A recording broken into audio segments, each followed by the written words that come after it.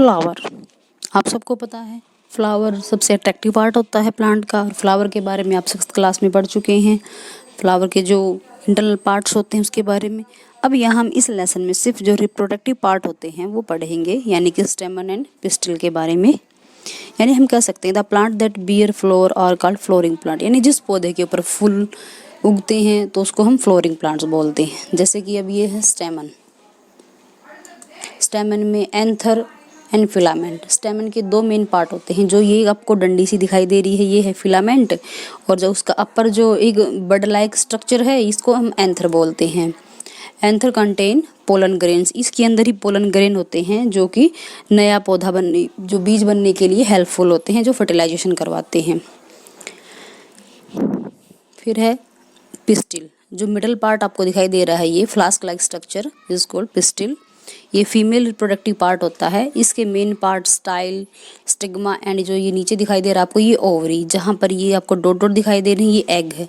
जैसे ही pollen grain इस tube के अंदर यहाँ पर आते हैं और इन एग के साथ वो अटैच होंगे तो ये एक बीज का रूप ले लेते हैं। ये फीमेल रिप्रोडक्टिव पार्ट होता है।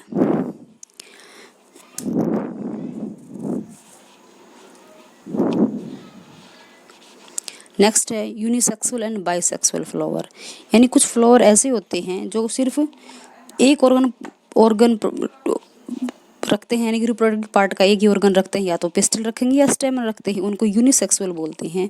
ये जो प्रोसेस होती है आपको ये कुछ प्लांट्स दिखाई दे रहे हैं, जैसे कि पपाया था, वाटर लेमन था, कुकुम्बर था, कॉर्न, पम्पकिन, ये सारे के सारे यूनिसेक्सुअल होते हैं, जिसके अंदर या तो पिस्टिल होता है या स्टेमन होता है। लेकिन जिसके अंदर दोनों ही पार्ट होते हैं, पिस्टिल भी स्टेमन्स भी, उनको यू कंप्लीट फ्लावर बोलते हैं, वो बाइसेक्सुअल होता है। जैसे कि इसमें रोज, मस्टर्ड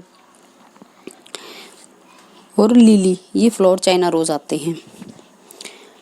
नेक्स्ट आ गया मैकेनिज्म्स ऑफ सेक्सुअल रिप्रोडक्शन।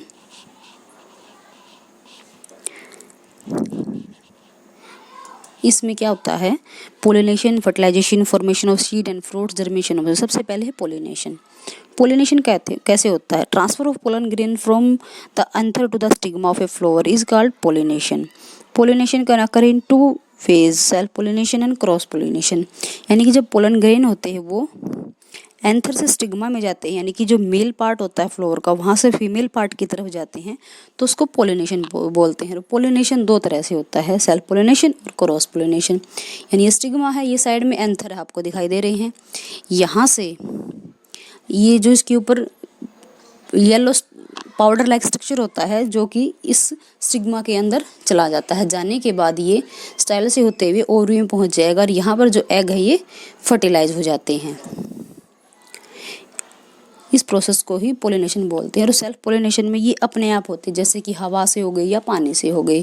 कई बार बारिश का टाइम होता है, मौसम ज़्यादा हवादार हो तो ये पत्तियाँ हिलने लगेगी, पंखुड़ी हिलेगी, तो जो अंदर के पार्ट है वो हिलेंगे, इससे कि पोलिनेशन स्टार्ट हो जाता है। और ये होता है सेल्फ पोलिनेशन। अब है क्रॉस पोलिनेशन। क्रॉस पोलिनेशन में ये होता है कि एक जो फ्लावर है उसका एंथर दूसरे स्टिग्मा में चला जाता है, दूसरे फ्लावर के स्टिग्मा में। इससे ये 2 तरह से जा सकता है, या तो बाय इंसेक्ट या फिर बाय वाटर। इंसेक्ट से कैसे जाता है, जैसे कि मधुमक्खी लगा ली, एक फ्लावर के ऊपर आके बैठ गई, वो सिर्फ स्टेमन पार्ट के ऊपर बैठी है, वहाँ से उसके पाँव के ऊपर जो ये पोलन ग्रेन्स थे वो चिपक जाएंगे, और वो फिर दूसरे फ्लावर के ऊपर आ जाती है रस चूसने के लिए। जैसे वो उस फ्लावर पे जाती है, वो स्टिग्मा के ऊपर जाते ही उनको जो पाउडर लाइक स्ट्रक्चर था वो छूट जाएगा, और इस प्रकार वो पोलिनेशन हो जाता है। पोलिनेशन बाय वाइंड, हवा के द्वारा। कई बार पोलिनेशन हवा के द्वारा भी हो जाता है, कई बार पानी के द्वारा भी होता है, जो कि एक फूल से दूसरे फूल में कई बार पानी दिया जाता है पौधे को, तो उसका जो पोलन ग्रेन्स होते हैं एक फ्लावर से दूसरे फ्लावर में नीचे की तरफ आ जाते हैं, तो वो भी क्या हो जाता है, क्रॉस पोलिनेशन हो जाता है।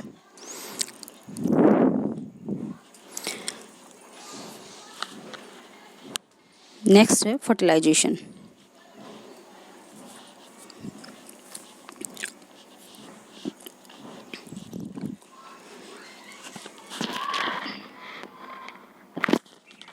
फर्टिलाइजेशन में फर्टिलाइजेशन प्रोसेस कैसे होता है ये बताया गया है आपको। ये यहाँ से पोलन ग्रेन है जो पाउडर लाइक स्ट्रक्चर होता है, ये क्या आएगा, स्टिग्मा, जो फीमेल पार्ट के ऊपर आ जाते हैं। आने के बाद ये यहाँ से एंटर करते हुए जो ओवरी है यहाँ पर आ जाएंगे। जो ये आपको दिखाई दे रहे हैं ये एग्स होते हैं फीमेल पार्ट्स में ओवरी के अंदर। यहाँ पे जैसे ही पोलन ग्रेन्स आएंगे वो फर्टिलाइज हो जाते हैं। यानी कि हम ये कह सकते हैं कि the fusion of male gametes with the female gametes to produce zygote is called fertilization. जो ह्यूमन बींग्स में हुआ था same as it is flower में भी ऐसे ही होता है। मेल और फीमेल पार्ट्स का जब फ्यूजन होता है तब वो जाइगोट बना देते हैं। ये प्लांट्स में भी होता है और फिर न्यू बेबी जो प्लांट होता है वो बन जाता है। डिस्पर्जल ऑफ सीड, यानी कि सीड का डिस्पर्जल कैसे होता है।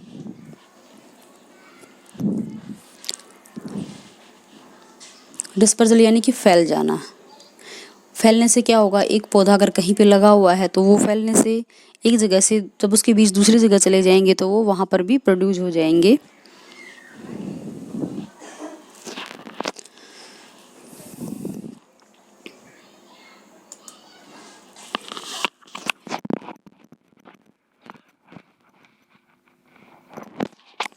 Dispersal of seed and fruits by wind, हवा के द्वारा।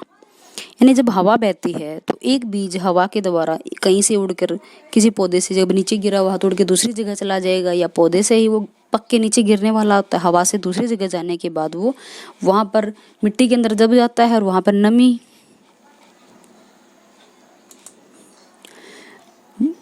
उसको कंप्लीट मॉइस्चर मिल जाएगी और उसको मिट्टी मिल रही है तो वो ग्रोथ करने लग जाता है। हवा के द्वारा कुछ ऐसे बीज दे रखे हैं जो कि उड़ जाते हैं। जो ये